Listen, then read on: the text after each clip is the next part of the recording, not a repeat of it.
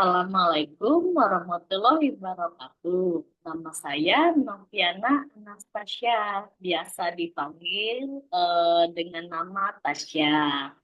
Nah, pada kesempatan kali ini saya ingin mempresentasikan mengenai tugas UAS saya pada mata kuliah Manajemen Operasional 1. Saya di kelas MJ 301 Universitas Cyber Asia dengan NIM 2202 0101 0217. Baik, saya akan memulai presentasinya. Bismillahirrahmanirrahim. Eh, saya mulai. Yang pertama akan saya bahas sesuai dengan soal, yaitu di kasus pertama adalah pola produksi. Jadi eh, ada sebuah perusahaan bernama PT Muzak mempunyai pola penjualan per triwulan dalam unit sebagai berikut. Triwulan pertamanya dia mempunyai permintaan itu di 250 unit. Di triwulan kedua dia mempunyai permintaan di 400 unit. Di triwulan ketiga dia mempunyai permintaan itu di 1050 unit. Di triwulan keempat, dia mempunyai permintaan 450 unit. Jadi, tiap triwulannya ini permintaannya berbeda-beda ya. Nah, untuk perusahaan PT Muzak ini akan memenuhi penjualan tersebut dengan salah satu alternatif pola produksi. Nah, jadi pola produksi ini ada ada tiga pilihan. Yang pertama ada konstan, ini produksinya 500 unit per triwulan. Jadi secara konstan itu 500 gitu, 500. Pokoknya per triwulan 500 unit. Lalu untuk yang pola bergelombang ini mengikuti pola penjualan. Contohnya kalau di triwulan pertama 250 unit, ya dia akan produksi 250 unit. Berikutnya di triwulan kedua 400 unit, dia akan produksinya 400 unit juga, pokoknya sesuai dengan permintaan. Nah, yang pola ketiga, ini ada pola namanya pola moderat. Jadi pola moderat ini produksi di awalnya sedikit, lalu ditutup dengan produksi di akhir. Contohnya 450 unit di triwulan pertama dan kedua, lalu 850 unit ini di triwulan ketiga dan keempat. Oke. Nah, ini akan saya jabarkan analisis biaya produksi, contohnya dengan memakai pola produksi konstan. Jadi kalau pakai pola produksi konstan ini, di triwulan pertama ini permintaannya 250 unit. Produksinya ini akan lebih, yaitu 500 unit. Kelebihannya 500 unit dikurangin 250 unit itu menjadi 250 unit. Karena ada kelebihan, maka ada biaya simpan. Biaya simpan ini 250 unit dikalikan 100 rupiah menjadi 25.000 rupiah.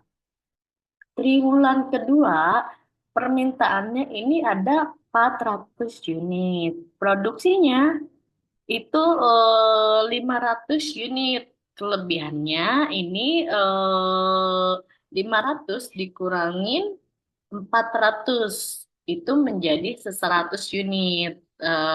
Sama karena ada kelebihan maka ada biaya simpan.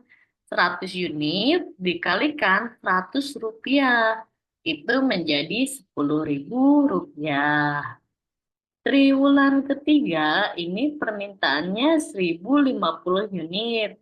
Produksinya 500 unit. Kekurangannya ini 500 1050 unit dikurangin 500 unit menjadi 550 unit, maka ada biaya subkontrak yaitu 550 unit dikalikan 2.000 menjadi 1.100.000 rupiah.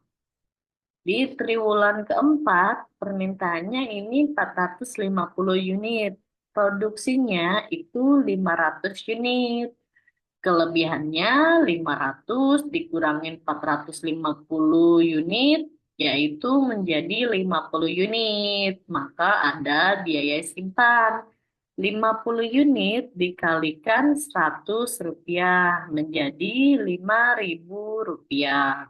Maka total secara keseluruhan dari triwulan pertama, kedua, ketiga, keempat ini ditotalkan menjadi 1.140.000 rupiah.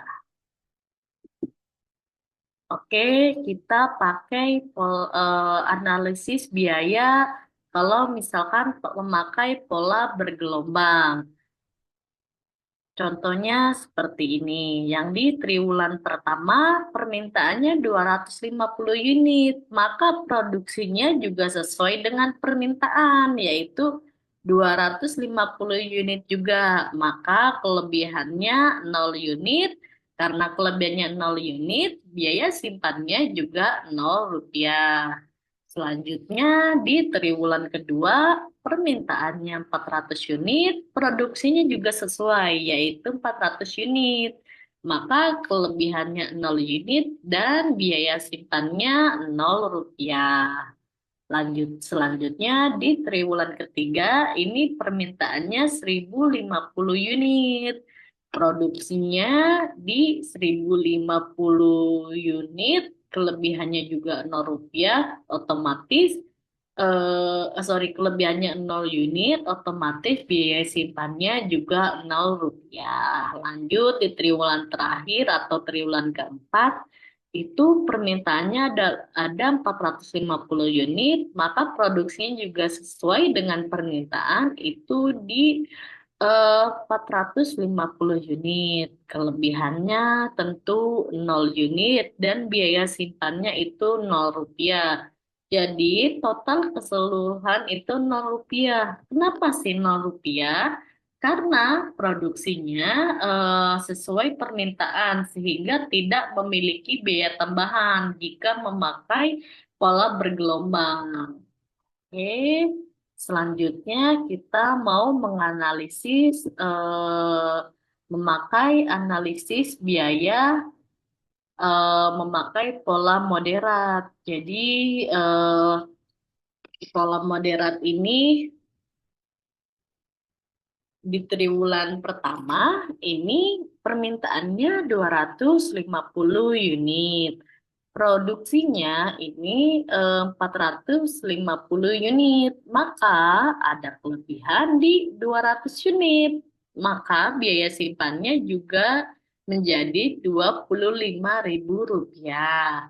Selanjutnya di triwulan kedua ini permintaan 400 unit. Produksinya 450 unit, kelebihannya menjadi 50 unit, biaya simpannya menjadi 5.000 rupiah. Di triwulan ketiga, permintaannya ini ada 1.050 unit, produksinya 850 unit, maka ada kekurangan di 200 unit. Biaya subkontraknya ini menjadi 400.000 rupiah. Triwulan keempat, permintaan ini ada 450 unit. Produksinya ini banyak nih 850 unit. Kelebihannya 400 unit. Biaya simpannya itu menjadi 40.000 rupiah. Total keseluruhan dari triwulan pertama, triwulan kedua, ketiga, dan keempat ini menjadi 465.000 rupiah. Kalau melihat dari tiga pola biaya ini, Mungkin yang paling efisien itu yang dengan kita memproduksinya itu sesuai dengan permintaan, maka tidak ada biaya tambahan. Nah, selanjutnya kesimpulannya untuk tadi kasus tadi itu pola yang paling efektif menurut saya itu di pola bergelombang.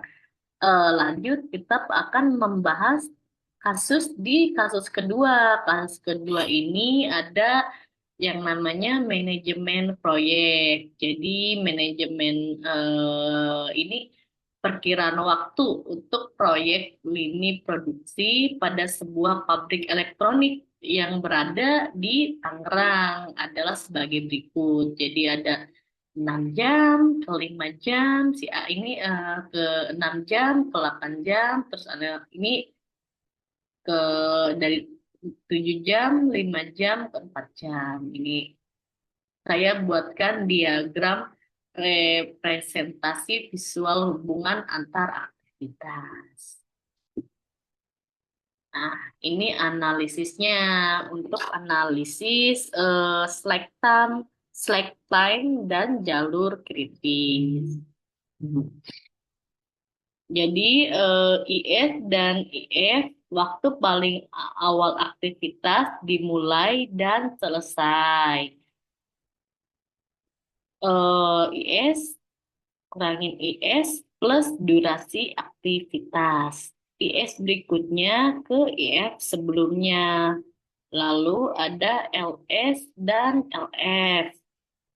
Waktu paling lambat aktivitas dimulai dan selesai. LF terakhir dikurangin EF terakhir. LS dikurangin LF, kurangin durasi aktivitas. Jadi slack time ini dikurangin LS, dikurangin IS. Ini jalur kritisnya A ke C ke D ke F ke G. Durasinya totalnya ini 29 jam.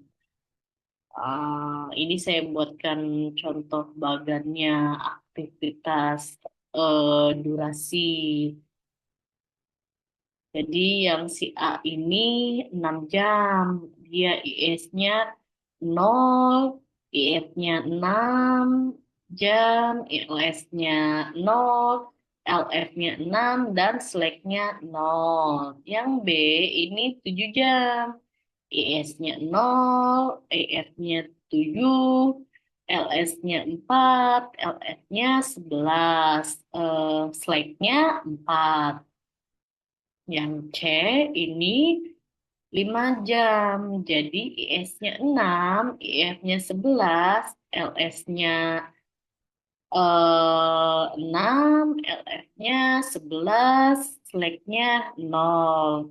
Yang D ini 6 jam, ES-nya 11, IF-nya 17, LS-nya 11, LF-nya 17, slack-nya 0.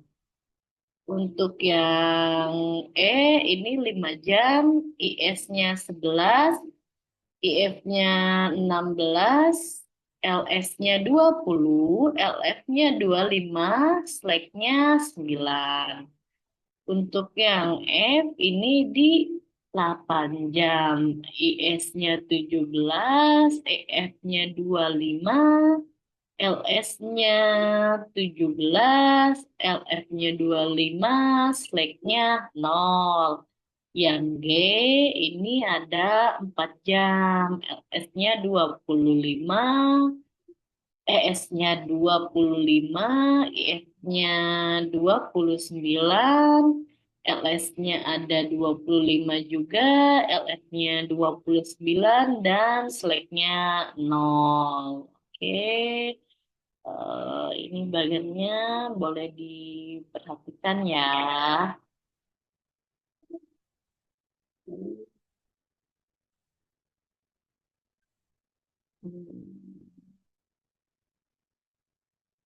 Sebenarnya ini ada perhitungannya. Cuma karena untuk mempersingkat waktu, jadi untuk dicantumkan di PPT ini, saya membuat ringkasannya saja.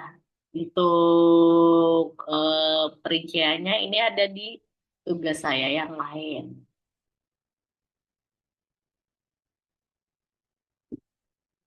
Oke, sekian presentasi dari saya. Atas kurang dan lebihnya mohon dimaafkan. Kalau ada kurangan dan kelebihan, mohon dimaafkan. Jika ada yang mau ditanyakan, boleh komen di kolom komentar. Untuk atas perhatiannya, saya ucapkan terima kasih.